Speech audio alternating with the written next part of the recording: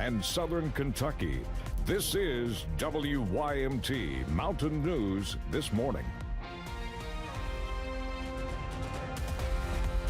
Good morning and a happy Thursday to you, Mountain family. I'm Amelia Lee here with you on this June 19th. We're just about at 5 o'clock this morning, and that means it is time to check on in with meteorologist Megan Dusmal today. Megan, it was a bit of a muggy start to the morning, but hopefully our Thursday will get better from here. Yeah, and I have some good news for you, Amelia. That fog chance is minimal this morning, so there is some great news as you head into your Thursday as well. Here's a look at what you can expect. Seeing a little bit of fog starting to pop up just outside of our region. Now, we do still have some cloud cover this morning. That's a little bit low, so if you're driving in high elevation, you could still encounter some low visibility. Now, there is some rain that we are looking at right now as we travel more towards our northern portions of our region. But take a look just out to the west of us, seeing this line, which will be producing some storm chances, especially for our southern counties over the next couple of hours. Current temperatures 60s and 70s, about what we've seen every day this morning. And then this afternoon, this will be a change. We're looking at the low 80s across all of eastern Kentucky, even seeing those 70s popping out for our Virginia and West Virginia counties. It's a little bit of a cooler day today. Now, for the next couple hours, we will see those temperatures warming up. We'll hit a high around that 2 o'clock mark because we do have some scattered showers and storms that will drop our temperatures overnight as we're heading into tomorrow. Amelia. Several inmates now face charges for their roles in a prison riot in Tennessee. It happened earlier this month at a correctional center in Truesdale County. That's about 50 miles from Nashville. Some of the charges include aggravated riot and robbery. Several inmates left their cells, confronted guards, and took over a prison yard. The prison went onto lockdown. 1 guard and 3 inmates were injured. A grand jury also handed down other indictments not related to these riots. A verdict was reached yesterday in the second trial of Karen Reed. A jury found her not guilty in the death of her Boston police officer boyfriend, but she was convicted of a lesser drunk driving charge. Reed was accused of striking John O'Keefe with her SUV and leaving him for dead in the snow in 2022. She still faces a wrongful death lawsuit by O'Keefe's family. The U.S. Justice Department is suing Governor Andy Beshear's administration. Tuesday, the lawsuit filing names Beshear as well as Education Commissioner Robbie Fletcher and the State Council for Post-Secondary Education.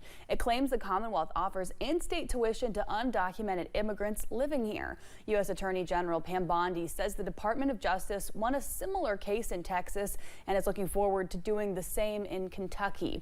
In a statement, Governor Beshear's office says they've not yet been served with the lawsuit and that the governor should not be included in the lawsuit as he has no authority over the matter of tuition. The tornado recovery continues more than 1 month after the EF4 tornado killed 19 people in 3 counties. Congressman Hal Rogers met with local officials in Pulaski County yesterday. WYMT's McKinley Calandrino was there. On Wednesday, Congressman Hal Rogers met with local officials to discuss tornado recovery efforts. Really and truly, the rebuild is going to take some time. And to listen to their requests so that the county can rebuild efficiently. Officials say the process of debris removal is expensive. It's going to take a tremendous amount of resources, at all levels to be able to effectively deal with that and escalate the county's recovery overall process.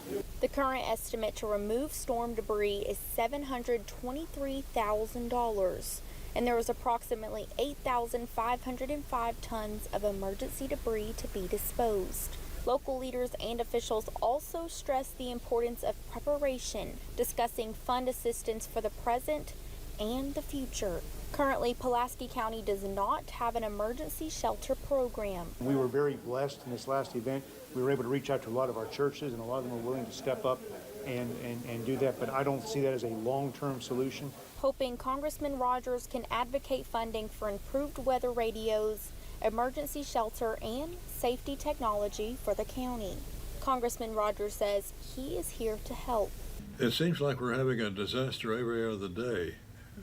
So we've got a huge load of difficulties, but I'm here to help, and my staff was on the scene from very beginning, as I was. Well, the funding that we're getting also includes the fiscal year 22 floods, So we've got a lot of work to do, and we've got to prepare for the future. And that's what I'm dedicated to do. Preparing for the future and rebuilding as a community daily. Thank you, folks. You're great. You made me proud.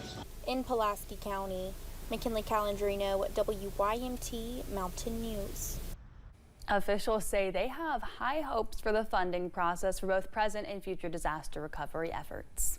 Well, a Southern Kentucky congregation is working to rebuild after that May 16th tornado caused major damage to the building. The tornado left most of Redeemer Lutheran Church in Somerset in ruins. Dozens of church members are now meeting inside a local funeral home. Pastor Doug Couch says they're also dealing with some challenges as they work to rebuild. Is the insurance company wants us to submit bids, and the contractors wants to know how much the insurance is going to pay. The pastor says they would like to rebuild and be inside a new church within a year. Governor Andy Beshear will help with the unveiling of a sculpture today in Lexington. He'll assist with the unveiling of the Towards Freedom sculpture that'll take place at the Lexington Traditional Magnet School at 11 o'clock. The governor will be joined by Lexington Mayor Linda Gorton, as well as a UK student representative with Lexington's Freedom Train Committee, among others. Well, many places throughout the country are recognizing the holiday, the Juneteenth holiday, in different ways. Knoxville is celebrating Juneteenth with the Martin Luther King Jr. Parade and Celebration. That parade steps off today at 10 at Chilhow Park. It'll go up on Martin Luther King Avenue and end at Dr. Walter Hardy Park. The Juneteenth celebration will be held there from 11 until 3. Well, if your pet is in need of some shots, you can take advantage of a low-cost animal vaccination clinic today in Lexington. The Lexington Fayette Animal Care and Control is hosting this clinic. It's happening from 11 until 4 at their office in Old Frankfort Pike. They're doing $5 rabies shots, $15 microchipping, and bundles for cats and dogs that include shots and microchipping. We've had a lot of rabid skunks in Lexington this past year, and people think, oh, my dogs don't go anywhere. Well, you never know, because sometimes bats get into homes or dogs will attack raccoons out in the yard, so it's better to be safe than sorry. You can also get city dog and cat licenses at the clinic. They ask that you bring proof of spay or neutering if it applies and a valid form of ID. New renovations are coming to Yeager Airport in Charleston, West Virginia.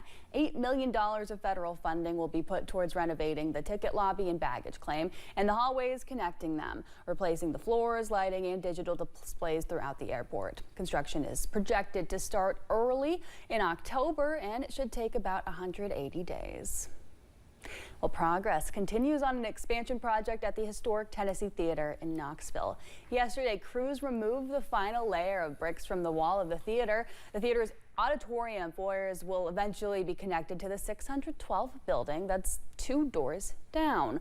Officials say this new space will allow for more concessions and restrooms. The project will cost about $19 million. That construction started in April and is expected to last about 1 year. Well, the markets will be closed today to the Juneteenth holiday. Some federal services will not be available, and financial institutions will be closed. All post office locations will also be closed. Juneteenth is the newest U.S. federal holiday commemorating the end of slavery in the United States. Well, it's now 5:08. Thank you for getting your day started with us on Mountain News this